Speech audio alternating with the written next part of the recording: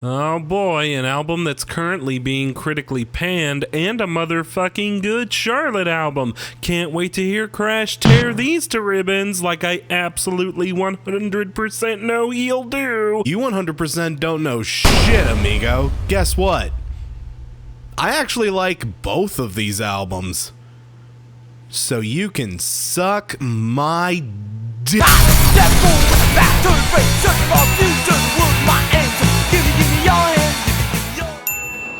Yeah, frankly, I'm just as surprised as you are. I guess we'll start with a more surprising one. I know between this and the last Nickelback record, I guess I can officially huck whatever snooty hipster music critic cred I had into a damn wood chipper, but yeah, this new one's pretty alright.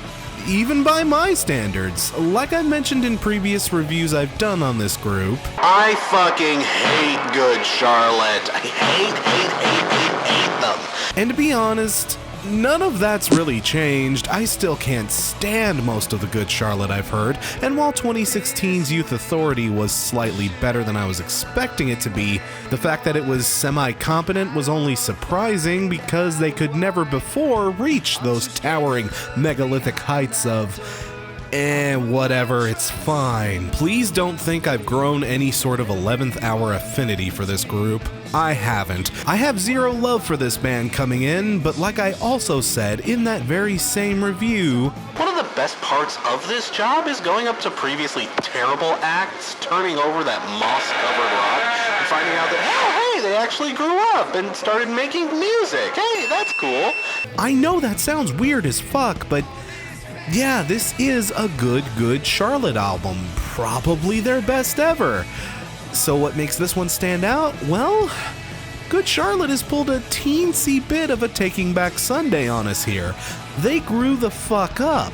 The lyrics here are really strong, for a Charlotte record at least. Instead of trying to write a bunch of pseudo-straight lingo-tinged horse shit about how shitty/absent their parents were, or how wiggity-whack living in the suburbs was, yo, they've actually decided to tackle real issues in their songs this time out.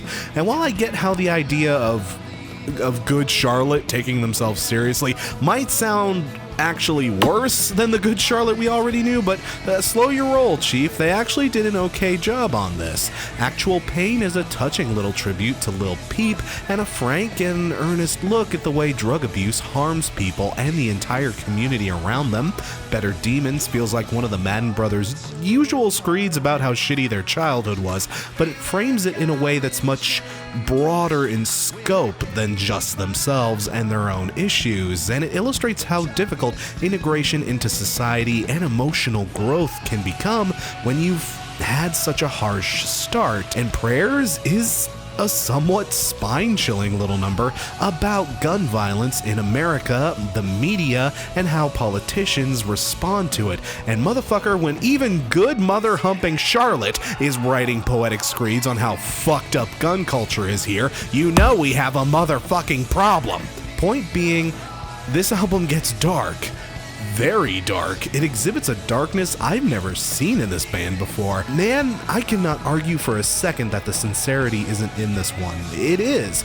Yeah, if you're surprised to hear me say that, believe me, I'm surprised to be writing it, but man, if Good Charlotte were writing stuff this thoughtful and evocative 10 years ago, I would have never written them off. People always ask me when I cover stuff like this, stuff that seems like it's going to be terrible from the start, Why do that to yourself, Crash?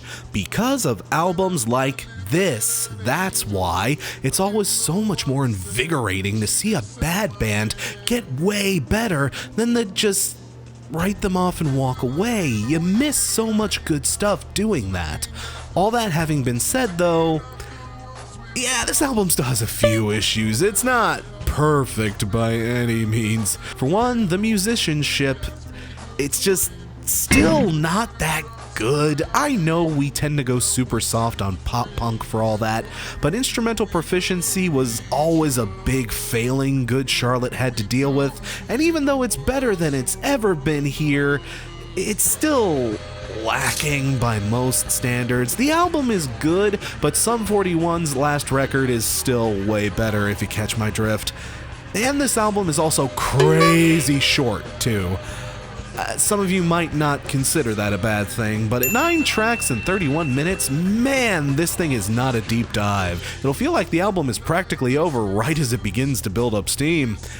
In a way, though, I have to kind of applaud that. I could have easily seen the band or some soulless husk of a record executive telling the boys, "We need more tracks for run length, precious run length, stream revenue." But some brave soul, either in the band or the studios, said, hey, how about instead of stuffing it with 500 tracks of filler like we usually do, how about we do the good stuff and then stop?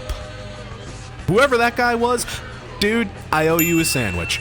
I'm just saying that to those of you that just have your heels dug in the mud that you are not going to like this band ever, this may not be the one that absolutely changes your mind. Hell, some of you diehard GC fans might not even like this one, if only because it's not the usual paste, paint, and cum cocktail that you're used to getting from these guys. But you know, if you got an open mind and 30 minutes to spare, well, I was never the biggest fan of these guys either, but this won me over. Generation RX gets 3.5 Shadow Boxers out of 5.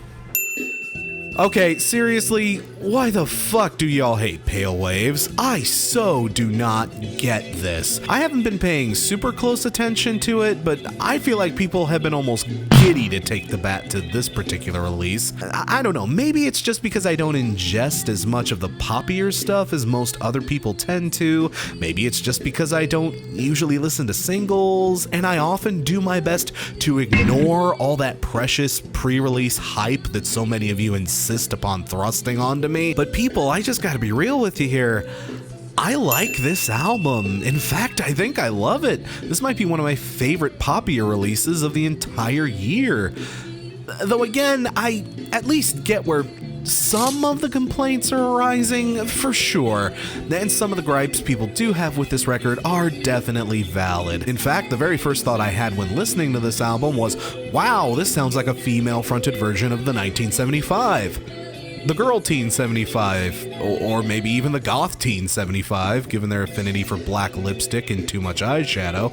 And to those of you that either super duper love or super duper hate the 1975, yeah, I can see how this presents an issue right up front. If you hate the 1975, well, yeah, it's very the 1975. I've probably already turned you off, locked you up in a zip baggie, and stowed you in the freezer to this particular album. But if you love the band, you also might feel like there's a sort of unoriginality to their sound. They are very good at what they do, but so are those skinny, pretentious little fops from Manchester. And given that Matt Healy actually had a small hand in this album's production and everything, oh, those whole accusations of plagiarism seem to stick a little more tightly. But again, I just do not hate this album the way some people do, and frankly, it's partially because they sound so much like the 1975. As much as I generally like the 1975, one thing that always turns me off about them is their giddy, relentless, outright screeching pretentiousness. Oh my god, this band is so fucking pretentious. If you prop one of their CDs up against a mirror for long enough, it'll start jacking off to its own image. Yeah, go ahead, fill that comments section with all the fucking fanboy bullshit senpai defending you want, but your precious little shirtless boys aren't just buried up their own asses, they're parabolaed up their own asses several times at once. It's impressive how pretentious this is. Maynard James Keenan could write a kick-ass song about this kind of thing. Look, I've said in the past that the number one thing that takes me out of the experience of the 1975 is all the fucking miserable wank that surrounds each and every one of their albums. But this album right here, well, imagine a 1975 record with none of the fucking miserable wank. I wrote a song about shooting heroin, it smelled like chocolate, ooh. Look, if you like the 1975 but always hated how up itself it always was, this album is so gonna be a breath of fresh air. Heather Barron Gracie is an outstanding songwriter and vocalist. Her lyrics are very personal, heartfelt, and at times can be outright gut-wrenching. On When Did I Lose It All, the story of a breakup that neither side seems to want but has to happen due to unforeseen circumstances is very heartbreaking. On She, the story of a cheating partner bringing on a ruthless and crushing loss of self-worth will really hit home for some people, especially those of you with body issues, self-confidence issues, or those of you that have ever been cheated on like that. And Carl, I Wonder What It's Like to Die is a simple but very touching song about losing a close relative that you just know comes straight from the heart. That's honestly what I love about this album so much, how genuine and from the heart it all feels. At first, their whole goth appearance kind of clashed with the more pop-rich sound, but when you dig into things a little bit, you can totally see the influences, the touches of Morrissey, Ian Curtis, and definitely Robert Smith for sure. There's a vulnerability here you just wouldn't get from "It's so only last 3 minutes, I had sex with chocolate." The chorus of There's a Honey with its refrains of I would give you my body, but I'm not sure if you want me. Heather's admittance of her own ability to cope with her own mental issues on Noises. I know it's not right, but you can't fix me this time. And Drive. That song starts with the line I'm 23, and it's basically a perfect, concise summary of what it's like to be 23. Fuck, I know I was pretty much exactly like this when I was 23. Hell, I'm 33 and I still do a lot of this shit. I'm just saying, this album has heart, it has soul, it has substance. Barron Gracie, while there is still room for improvement here and there, does have a natural talent for writing thoughtful and heart-touching music. And not to mention, she and all her mates are pretty banger behind their instruments. This is pop rock with a capital pop. Those of you hungry for an 80s throwback will find a very tasty treat in My Mind Makes Noises. This is some of the best synth work I've heard on a record all year. It's loud, very dominant, and infectiously catchy. It's very Jefferson Starship-y, Kenny Loggins-y, Journey-y, very classic-ass 80s. It is very well executed if something like that does sound like something you can get down on. But again, having said all this though, the whole throwback 80s thing is again something that 1975 is also really good at. I hate to keep bringing it up like that. I really do. But man, can you really hear the similarities here? And the fact that the band themselves had a direct hand in this album, it really, really shows. I get it. And again, I get why that might be a turnoff to a fair amount of you.